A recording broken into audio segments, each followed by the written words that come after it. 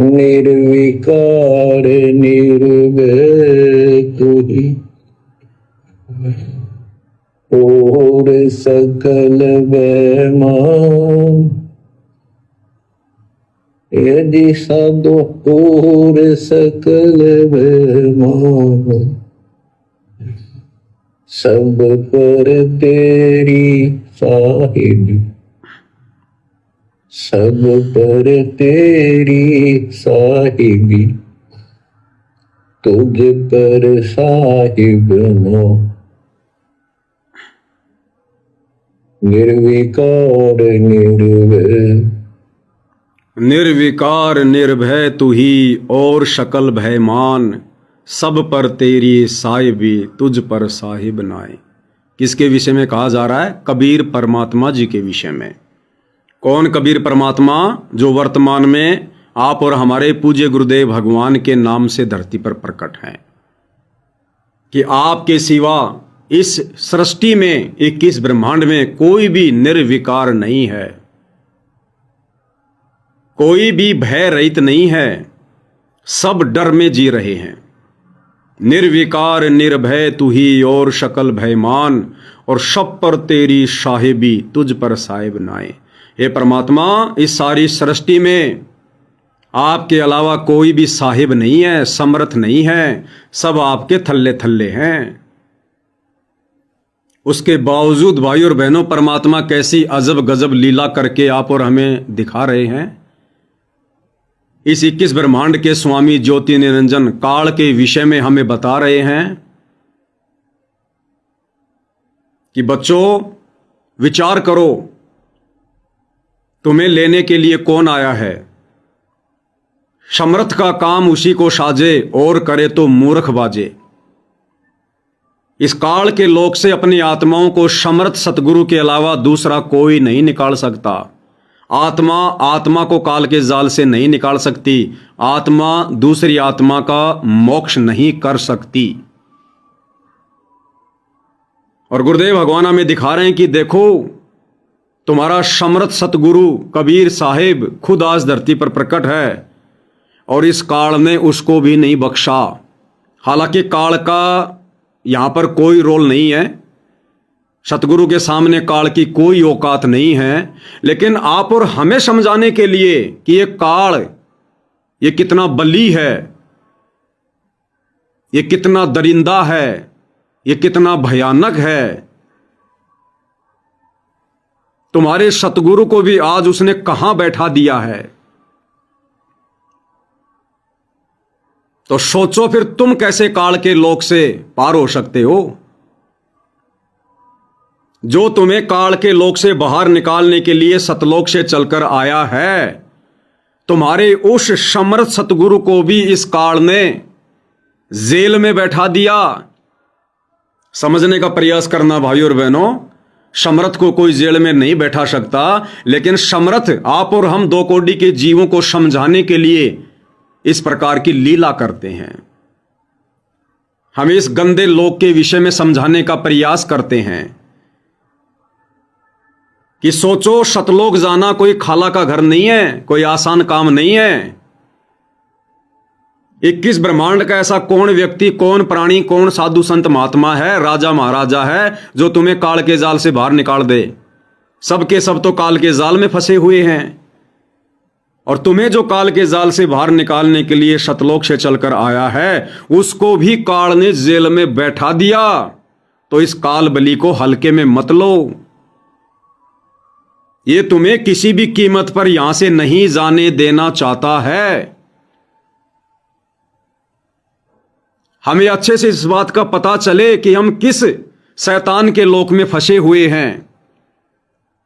और यदि आज हमने जरा सी कोशिश नहीं की, संघर्ष नहीं किया, प्रयत्न नहीं किया, गुरु के प्रत्येक वचन में रहकर भक्ति नहीं की, और यदि सतगुरु हमें छोड़कर चला गया, तो फिर भला हमें यहां से बाहर निकाल कौन देगा?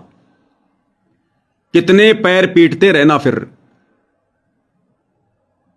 आज हम इस काल के विषय में सतगुरु से ज्ञान लेकर दुनिया को अवगत करा रहे हैं, और कल को यदि इसी गंदे लोक में रह गए, पार नहीं हुए, हम इस काल की महिमा करेंगे, इसके बेटे बनकर, ब्रह्मा विष्णु महेश बनकर, साधु संत महात्मा बनकर, गोरखनाथ जैसे बनकर, वशिष्ठ जैसे बनकर, विश्वामित्र जैसे बनकर, मार्कंडे जैसे बनकर हम इसी के ओम नाम की कमाई करेंगे, इसी की महिमा करेंगे और दुनिया को इसी के जाल में फंसाएंगे। तो पूज्य गुरुदेव भगवान इस प्रकार की लीला करके हमें इस गंदे लोक की व्यवस्था और इस गंदे लोक के गंदे स्वामी काल के विषय में समझाते हैं। ये छोटी मोटी शक्ति नहीं है, छोटी मोटी पावर नहीं है जो 21 ब्रह्मांड को चला रहा है। ब्रह्मा विष्णु महेश भी जिसका पार नहीं पाए। सोचो फिर तुम्हारी क्या औकात है 2 कोटि के जीवों की। यदि सतगुरु की शरण में मर्यादा में रहकर भक्ति करके मोक्ष प्राप्त नहीं किया तो फिर तुम्हारी कैसी कैसी दुर्गतियां होंगी। अब इसका दूसरा पहलू क्या है भाइयों और बहनों? दूसरा पहलू यह है कि इस काल की कोई औकात नहीं है, कोई बिसात नहीं है किसी भी प्रकार की। आप और हमारी तरह 2 कोटि का जीव है, केवल ये परमात्मा का नौकर है, मजदूर है। काल जो पीसे पीसना, जोरा है पणिहार, ये 2 असली मजदूर हैं मेरे साहिब के दरबार। धर्म राय धरवानी चेरा, सुर असुरों का करे निबेरा। ये धर्म राय, ये काल, ये दरबानी चेहरा कबीर परमात्मा के दरबार का नौकर है। और कबीर परमात्मा सतगुरु रामपाल जी ने 21 ब्रह्मांड रूपी जेल का निर्माण करके इसको यहां का केवल जेलर बना रखा है, अपना नौकर बनाकर बैठा रखा है। अब नौकर की क्या औकात मालिक के सामने। तो असल में भाइयों और बहनों ये काल करने और करवाने वाला कुछ नहीं है। ये तो क्या है, गुरुदेव भगवान हमें अध्यात्म को समझाने के लिए शास्त्रों के अनुसार जो परमात्मा ने एक चैन बना रखी है, उस आधार से हमको समझाने के लिए परमात्मा इसको इतना महत्व दे रहे हैं कि ये इतना महान है, इतना बलवान है। और दूसरे पहलू में जब हम विचार करेंगे तत्व ज्ञान का निष्कर्ष निकालकर तत्व भेद आधार से कि तत्व भेद एक न्यारा, रे साधु भाई तत्व भेद एक न्यारा, समझेगा कोई गुरुमुख प्यारा। तो तत्व भेद ये कहता है कि जो भी कुछ करने और करवाने वाला है सृष्टि में, केवल एक कबीर परमात्मा सतगुरु रामपाल जी हैं। ये सारे खेल हमने किए, हमसे मिले सो निश्चय जिए। ये सारे खेल हमने किए। गुरुदेव कहते हैं कि ये काल भी मैंने बनाया, 21 ब्रह्मांड भी मैंने बनाए, अक्षर पुरुष भी मैंने बनाया, उसके 7 संग ब्रह्मांड भी मैंने बनाए। सारे खेल हमने किए और हमसे मिले सो निश्चय जिए। हमसे मिलने का मतलब गुरुदेव कह रहे हैं, जब तुम मेरे से मिल लोगे, जब मैं गुरु रूप में धरती पर आऊंगा और जब तुम मेरे से मिल लोगे, मिलने का मतलब है जब तुम मेरी शरण में आ जाओगे और मर्यादा में रह के भक्ति करोगे, तो हमसे मिले सो निश्चय जिए। फिर वो कभी नहीं मरेगा, फिर वो सदा सदा के लिए सतलोक में जिएगा, अमर हो जाएगा। फिर वो जन्म मरण में नहीं आएगा। तो दूसरा पहलू यह कहता है भाइयों और बहनों, काल केवल कबीर परमात्मा का नौकर है, चेला है, 21 ब्रह्मांड रूपी जेल का जेलर है। बाकी ये जितने भी सुख और दुख, ये लाभ हानि, ये कष्ट, ये सब कुछ कबीर परमात्मा की देख रेख में हो रहा है। अभी हमने जो एप्स्टीन फाइल का जिक्र किया था, जिसमें जेफरी एप्स्टीन नाम का वो अमेरिका का बिजनेसमैन जो अलग से एक आयरलैंड बसाकर कैसी दरिंदगी कर रहा था, वो दरिंदगी इस कबीर भगवान की देख रेख में कर रहा है। इस कबीर भगवान की देख रेख में। क्यों? क्योंकि असंख्य मनुष्य जन्म भोगते भोगते उसके कर्म कुछ इस प्रकार के बन गए, उसका प्रारब्ध कबीर परमात्मा ने कुछ इस प्रकार का बनाया, आगे उसको और यातना देने के लिए उसको वो कर्म उस मनुष्य जन्म में करने पड़े। और वो छोटे छोटे बच्चे जो उस दरिंदगी का शिकार हो रहे थे, डर रहे थे, सहम रहे थे, रो रहे थे, कष्ट भोग रहे थे, वो सजा भी कबीर परमात्मा ही उनको दे रहा था, उनके प्रारब्ध के अनुसार। क्योंकि प्रारब्ध कौन बनाता है? कबीर परमात्मा। मासा घटे ना तिल बदे विधाता लिखे जो लेख, साचा सतगुरु मेट कर ऊपर मार दे मेख। अब ऐसा क्यों? कारण एक ही है भाई और बहनों, आप और हमने जो सतलोक में गलती की थी, कौन सी गलती? अपने कबीर परमात्मा का हमने वचन ठुकराया, अपने कबीर परमेश्वर सतगुरु रामपाल जी का हमने वचन ठुकराया। वे बार बार हमें आगाह कर रहे थे जब ये काल वहां पर तपस्या कर रहा था। हम इसके ऊपर आसक्त हो रहे थे और गुरुदेव हमें बार बार आकाशवाणी के माध्यम से सजग कर रहे थे कि बच्चों मत देखो इस नादान की नादानी, तुम्हें किस बात की कमी है, इसको करने दो जो कर रहा है। लेकिन हम नहीं माने, हमने अपने गुरु के वचन को ठुकरा दिया, अनदेखा कर दिया और छोटी सी गलती की आज हम कितनी बड़ी सजा भोग रहे हैं। ये 21 ब्रह्मांड एक जेल है, जेल। और इस जेल में जहां भी कोई भी कैसी भी यातना कष्ट भोग रहा है, चाहे पशु योनि में, चाहे पक्षी योनि में, चाहे मनुष्य योनि में, चाहे देव योनि में, चाहे गंधर्व योनि में, चाहे यक्ष योनि में, चाहे किन्नर योनि में, हम उस सतलोक वाली गलती की सजा भोग रहे हैं। तो चाहे जेफरी एप्स्टीन जैसा जन्म हो या चाहे उन बच्चों जैसा जन्म हो, हम सब के सब प्राणी सतलोक से आए हुए हैं, ये तो हमें पता चल ही गया। और यहां इस 21 ब्रह्मांड में जेल में जो भी जैसी भी यातना भोग रहा है, कष्ट भोग रहा है, हम सजा भोग रहे हैं, सजा। और सजा हमें दे कौन रहा है? कबीर परमात्मा सतगुरु रामपाल जी। अरे रावण का जन्म किसके आशीर्वाद से हुआ? वो मनुष्य जन्म किसके आशीर्वाद से मिलता है? कबीर परमात्मा के आशीर्वाद से। तो रावण को मनुष्य जन्म किसके आशीर्वाद से मिला? कबीर परमात्मा जी के आशीर्वाद से। और रावण का फिर आकर बक्कल किसने उतारा? उसी कबीर परमात्मा ने, सूक्ष्म रूप में छाती में तीर मार के। तो जन्म देने वाला कौन? भगवान। और मारने वाला कौन? वो ही भगवान। काल का इसमें क्या रोल? कुछ नहीं। द्वापर में कंस को जन्म देने वाला कौन? मनुष्य जन्म देने वाला कौन? कबीर भगवान। और श्री कृष्ण जी के रूप में उसका संहार करने वाला, उसको कुत्ते की मौत मारने वाला कौन? यही कबीर भगवान। हिरण्यकश्यप को मनुष्य जन्म देने वाला कौन? कबीर भगवान। और अंत में फिर छाती फाड़ के कुत्ते वाली मौत मारने वाला कौन? कबीर भगवान। सारे काम यहां पर कबीर परमात्मा कर रहा है, सतगुरु रामपाल जी कर रहे हैं। काल का कोई रोल नहीं है किसी प्रकार का। काल तो खुद अपनी गलती की सजा भोग रहा है। मानव शरीरधारी आत्माओं के अंदर सूक्ष्म वासना को खाकर, वो काल रूप शरीर धारण करके, ये काल तो खुद अपना कर्म भोग रहा है जो गलती इसने सतलोक में की थी।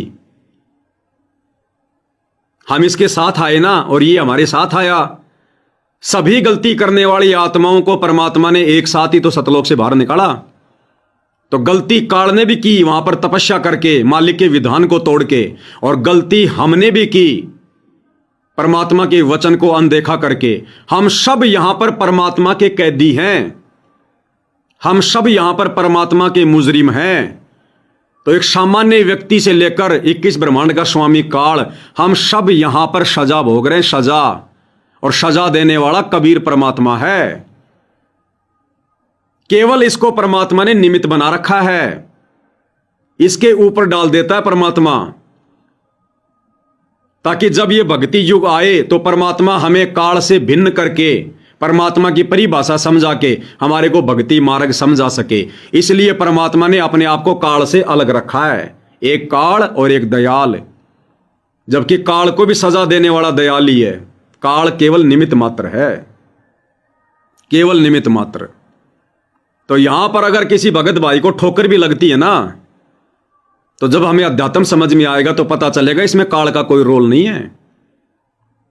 हमें जो ये 184 योनियों में जो तरह तरह के जो पशु पक्षियों के, कीट पतंग के, कीड़े मकोड़ों के मनुष्य जन्म मिल रहे हैं, जो कष्ट हम भोग रहे हैं, मुर्गा बनकर हमारी गर्दन काटी जा रही है, बकरे बनते हैं, लोग हमारी गर्दन काट देते हैं, हमारा मांस खाते हैं, इसमें काल का कोई रोल नहीं है।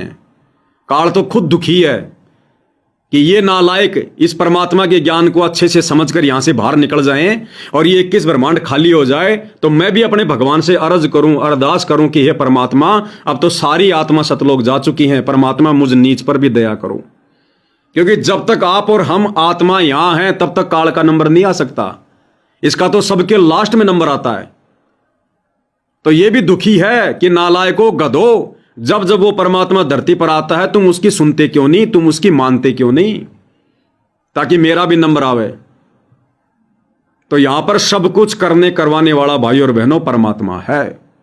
ये हमने अध्यात्म से समझना पड़ेगा। और आज वही परमात्मा जो कह रहा है कि सारे खेल हमने किए, हमसे मिले सो निश्चय जिए, आज वही परमात्मा संत रामपाल जी के नाम से धरती पर प्रकट होकर अपनी मर्जी से, अपनी स्वेच्छा से हमारे ऊपर रहमान होकर, दयालु होकर, कृपालु होकर, मेहरबानियों की बौछार करते हुए आज वो परमात्मा हमें इस गंदे लोक से बाहर निकालने के लिए आया है। अपने साथ विमान में बैठाकर सतलोक ले जाने के लिए आया है। हमें इस काल की जेल से बाहर निकालने के लिए खुद वो जेल में जाकर बैठा हुआ है। तरह तरह के अभिनय करके, लीला करके आप और हमें वो जगा रहा है, और फिर भी हम जागने को तैयार नहीं, हम समझने को तैयार नहीं।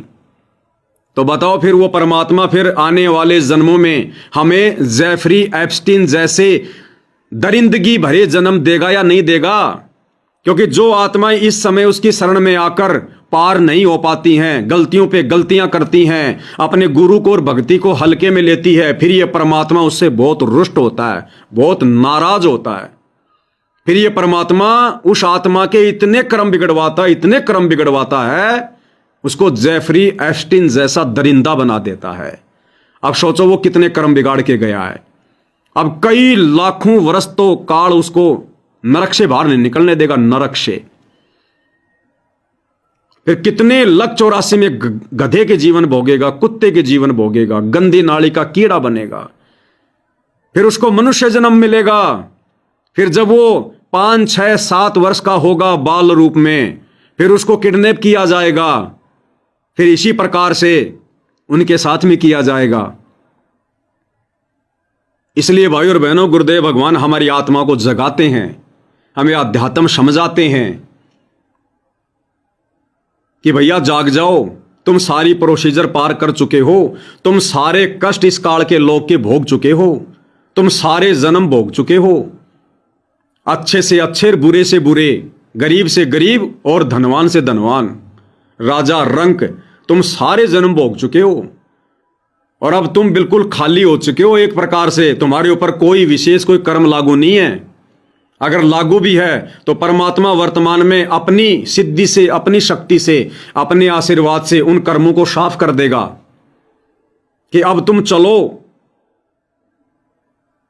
तुम इस काल लोक के इस कव्वे से हंस बनने के लिए चलो। और यदि अब हम नहीं जागे, हमने हल्के में ले लिया, मर्यादा तोड़ते रहे, भीड़ चाल में चलते रहे, तो भाई और बहनों फिर हमने दोबारा से एडमिशन लेना पड़ेगा, पूरी प्रोसीजर पार करनी पड़ेगी हमने। जिस प्रकार टीचर बच्चे को साल भर तक पढ़ाता है 10वीं कक्षा में, बार बार रिवीजन करवाता है, भविष्य के सपने दिखाता है।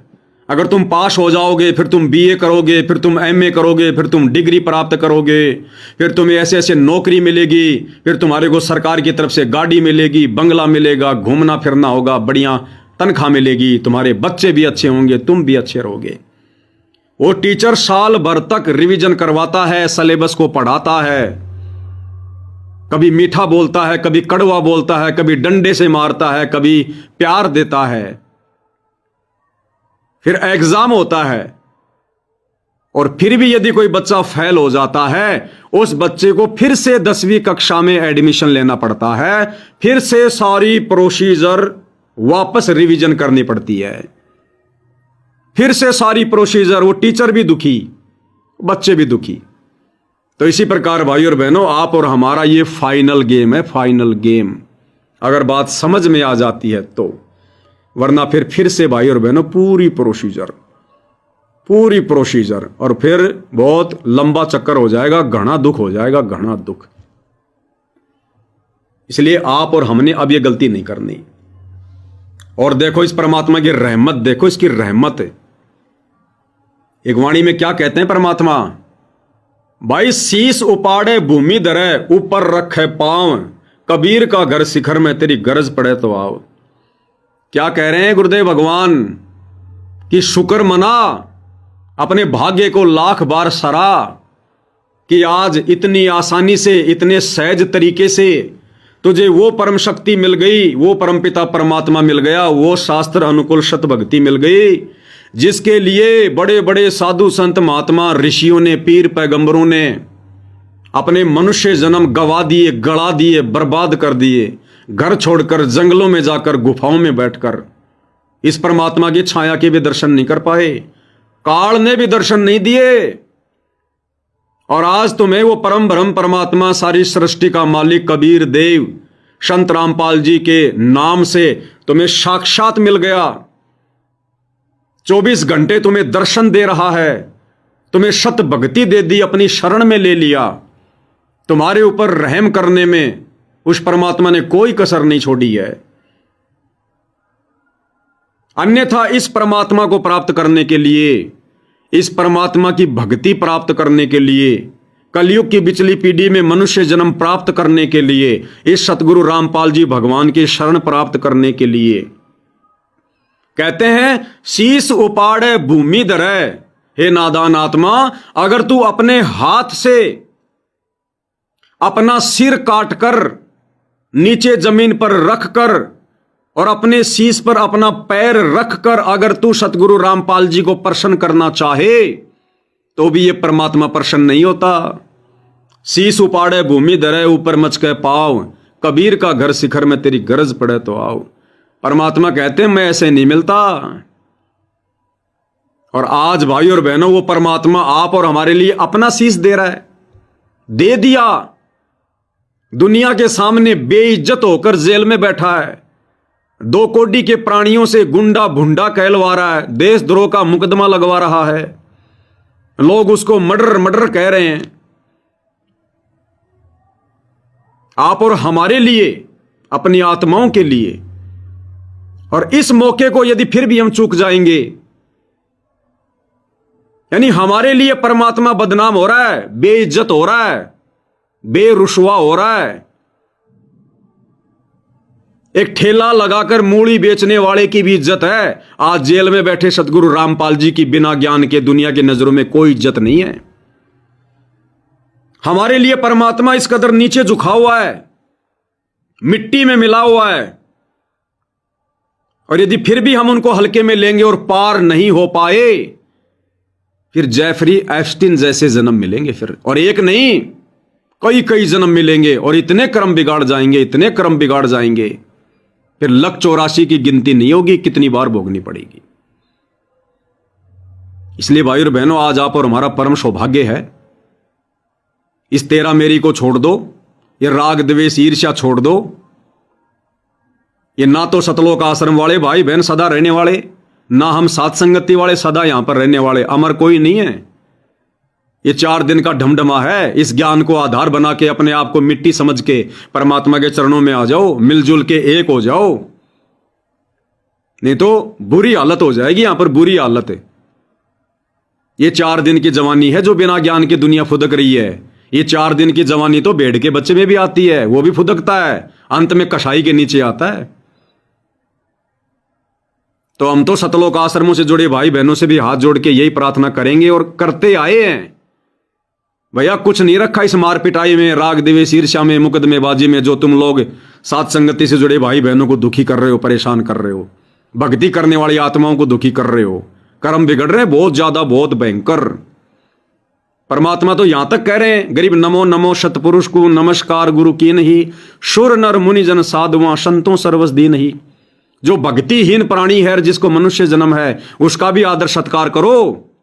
और तुम अपने गुरु भाई बहनों को जो परमात्मा की शरण में हैं, परमात्मा की विशेष आत्मा है, तुम उनको गालियां दे रहे हो, धमकियां दे रहे हो, मुकदमे कर रहे हो, मारपिटाई कर रहे हो। तुम्हारे तो ऑलरेडी इतने कर्म बिगड़ चुके हैं, कि अंत तक यदि तुम सतगुरु रामपाल जी से माफी मांगते रहोगे तो भी क्या पता वो परमात्मा माफ करे या ना करे। तो साध संगति से जुड़े भाई बहनों ने विचार करना होगा इन बातों पर कि आप और हमारे ऊपर पूज्य गुरुदेव भगवान ने कैसी असीम रजा बख्शी है। हमें परमात्मा ने एक नंबर का भगत बना दिया, एक नंबर का। ये कोई अहंकार की बात नहीं है। अहंकार तो साध संगति से जुड़े भाई बहनों के आसपास भी नहीं है। लेकिन ये बातें दूसरों को कैसे समझ में आए, इसलिए आप और हमने उदाहरण देकर समझाना पड़ता है, बताना पड़ता है।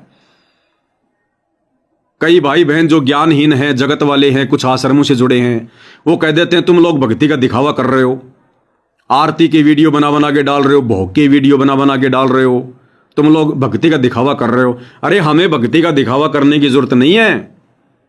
हम आप जैसे नादान भाई बहनों को समझाने के लिए कि सतगुरु किस भक्ति से प्रसन्न होगा, कैसे प्रसन्न होगा, कैसे हम सतलोक जाने के योग्य बनेंगे, काबिल बनेंगे, कैसे हमने सतगुरु को परमात्मा मान के उनकी सेवा करनी है, उनकी भक्ति करनी है, बंदगी करनी है। सतगुरु सेवा क्या है, आप नादान भाई बहनों की आंखें खोलने के लिए, आप लोगों को समझाने के लिए, जो आप भाई बहन इन सतलोक आश्रमों से जुड़कर काल के जाल में बंधे पड़े हो, आप लोगों को समझाने के लिए हम लोग इस प्रकार की क्रिया करके वीडियो के माध्यम से समझाते हैं। और हमें कोई शौक नहीं है वीडियो बनाने का। ये थूक बिलोने से हमें कोई पेंशन थोड़ी मिल रही है। केवल हमारी जो जिम्मेदारी है वर्तमान में गुरुदेव की गैर हाजिरी में अपने छोटे भाई बहनों को समझाने की, क्योंकि ज्ञान आधार से तुम सतलोक आश्रम से जुड़े भाई बहन, गुरुदेव का कलयुगी परिवार, उनके बेटा बेटी, भाई बंधु रिश्तेदार, ये कोऑर्डिनेटर, ये ज्ञान आधार से हम सत्सेवक भाई बहनों के छोटे भाई बहन हैं। उम्र में भले तुम 60 साल के हो, 70 साल के हो, लेकिन ज्ञान आधार से आप हम सत्सेवकों से बहुत छोटे हो। आप हम सत्सेवकों के छोटे भाई बहन हो, भ्रमित हो, भटके हुए हो। तो आप लोगों को समझाने के लिए हमारा ये प्रयत्न है। और हमें कोई मजा नहीं आता, हमें कोई पेंशन थोड़ी मिल रही है। तो जो समझ जाएगा उसका भला, और नहीं समझेगा तो भैया फिर गुरुदेव ने भविष्य तो बता ही दिया है। समय आने पर फिर भाई वो जैसा बीज बोया है तो फसल तो फिर वैसी काटनी पड़ेगी।